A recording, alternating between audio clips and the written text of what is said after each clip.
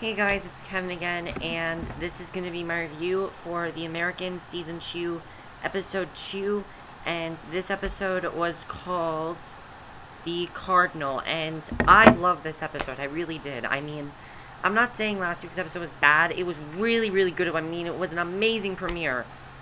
It really was a great, great episode.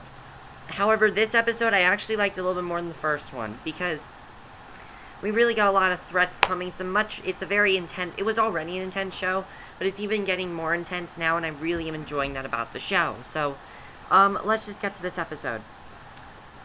So, we open up with, so you know how Elizabeth, discovered that, that family was murdered?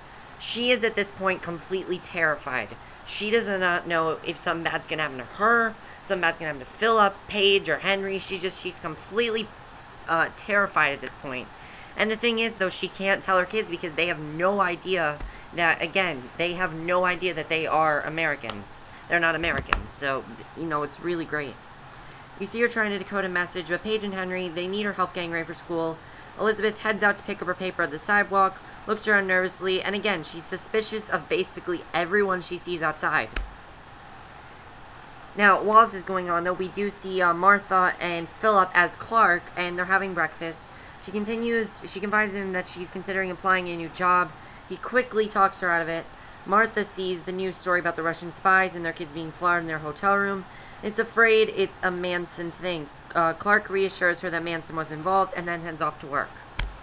So Phillip arrives at work and takes Elizabeth aside. He wants to know what message she received. Elizabeth confesses that she didn't get the message because the kids were up. Phillip reassures that Martha is completely clueless about the spy's murder. The FBI was not involved. Stan interrupts and invites Phillip to help him and his friends plan a bachelor's weekend. So, again, they're completely terrified at this point. They don't know what's going to happen. They don't know how they're going to cover up this couple being murdered. Because not a lot of people know they were murdered. So, they're going to try to cover it up as much as possible, so they can, you know, make it look like they're still out there. Because as we remember, Stan found that there is a couple out there, and they want them to think it's this couple and not them, or else they're going to be found. So, you know, they don't want to be found. So Phillip got the message. He has to meet with Emmett's agent in Chesapeake to check him out. Elizabeth tells him to go tonight by himself. She wants to stay with the kids in case they are in danger. She's just completely terrified that the kids are in danger. Some really great scenes here, by the way, coming up with Elizabeth and Phillip, you know. But from here, when Phillip got here, everything got really, really intense. It was really great. Because Phillip, he's setting up a phone tap in an office building while tracking down Emmett's agent. Calls and checks on Elizabeth. Everything's fine at home. He continues on his mission and breaks into a house, finds a hollow floorboard, removes the board. Car pulls up to the house, tries to quickly grab it, but it appears to be booby-trapped. He electrocutes himself, and he falls to the floor unconscious. And from here, it just gets really intense, because you see this guy, Fred, not really sure if you can trust him, not really sure who he is, or, you know, if you can trust him or not. So, you're really not sure if you can trust him. I personally didn't know if I could trust this guy. You know, I personally didn't know if he could trust this guy, if this guy was working for Phillip and Elizabeth, and keep in mind, Phillip is disguised in this scene, so Fred has no idea that it's Phillip that it's Phillip. So the question is, was he really against him or with him? And we get to see right here. He wakes up, he realizes he's tied up. There's a man standing over him on the phone, talking in code, and that man's name is Fred, as I said.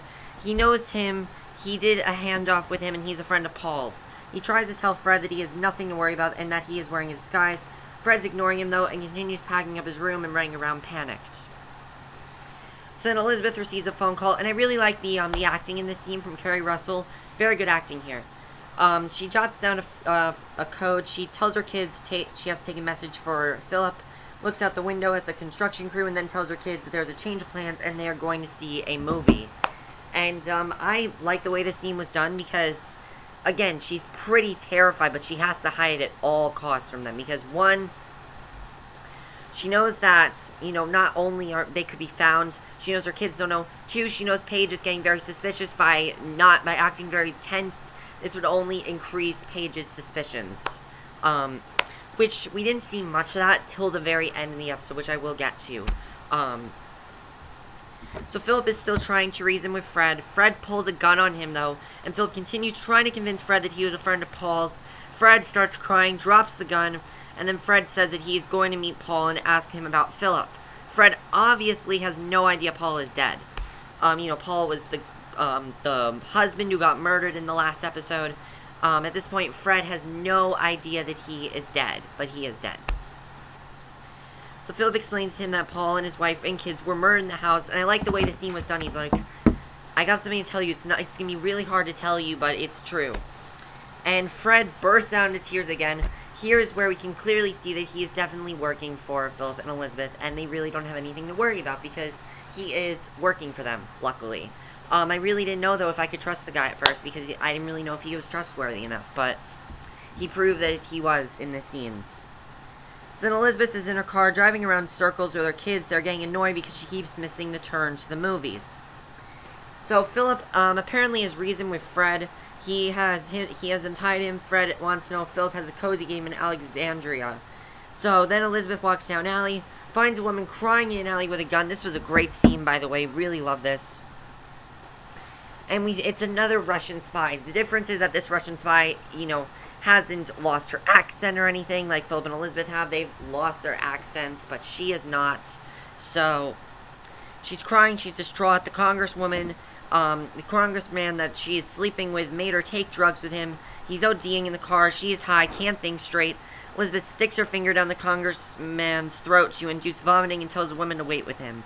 Now, I'm wondering if this woman could become a possible ally for Phillip and Elizabeth. That would be interesting to see, and I think that could definitely potentially happen, is that this woman is going to become a potential ally for them. She's going to help them out, and that's what's going to happen with her. And we thought this couple last episode, though, was going to be a big recurring character this season, but it turned out they were murdered in the first episode. So luckily, though, this girl was not murdered. It looks like Elizabeth is going to try to help her, turn her life around maybe, and we'll just have to see what happens there. She tries her coffee, tells her not to party with him anymore. She's supposed to be his girlfriend, and whom he wakes up with should have told him that she saved his life and his career by not taking him to the hospital.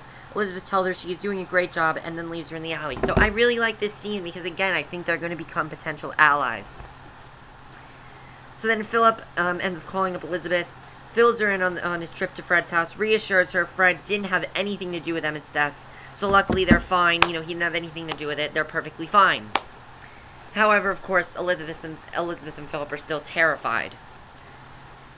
But to make things even worse, we still have the Paige thing going on, and with the Paige thing, we see Paige. She's downstairs snooping around, calls the operator, and says she's looking for the phone number, and addresses it for Heather Layton.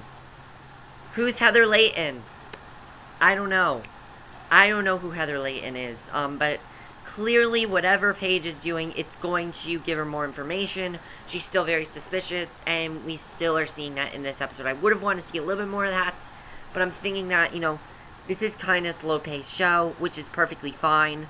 But because of it being so slow-paced, I don't think we're going to get anything big until a little bit later in the season. And then we get the one last big scene with Phillip and Elizabeth, and I really love this scene because Phillip arrives home, and he discusses maybe moving for an assignment, and what they're going to tell their kids. Elizabeth is very worried about Emmett's son and what is going to happen to him. Phillip says not to worry, he is going to be taken care of. Elizabeth confesses that all these years she has never been worried about Paige and Henry, but now she's seen what happened to Amelia, and she doesn't know how they're going to live like this. And Phillip admits how guilty he feels about taking Henry on the handoff with him in Alexandria, and Elizabeth reassures him that he didn't have a choice, and he also tells her that they're going to get through this together, and they're going to be fine. So that was Phillip and Elizabeth's plot. Very strong plot, definitely. All those scenes with Phillip and Fred were very intense. You didn't know what was going to happen there, and I thought that was just really, really great acting from them. I mean, always great acting on this show, but that scene in particular was really great acting, and that last scene was great too. Now let's go to Stan's plot. So at this point, Oleg actually wants Nina to get to work and figure out what is going on so he can send a report. And Oleg is planning recordings of a conversation for Nina. They're interrupted because they have a walk-in, and Oleg informs the officer to do a background check on him. So Oleg is dealing with his walk-in. The man is furious because they don't have a background check on him.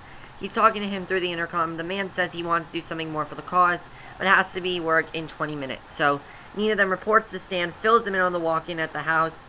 Stan says he has to get on it, but Nina tells him to wait an hour and starts kissing him.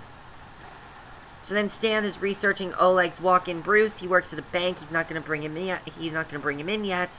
And meanwhile, Oleg is at his office assigning Bruce a code name. And Nina is typing up a note describing her time with Stan that day, down to every dirty detail. When she's finished, she takes the letter to Oleg. So the question is, what is she going to do with that? We're not really sure. I'm interested in seeing what she's going to do with that, though.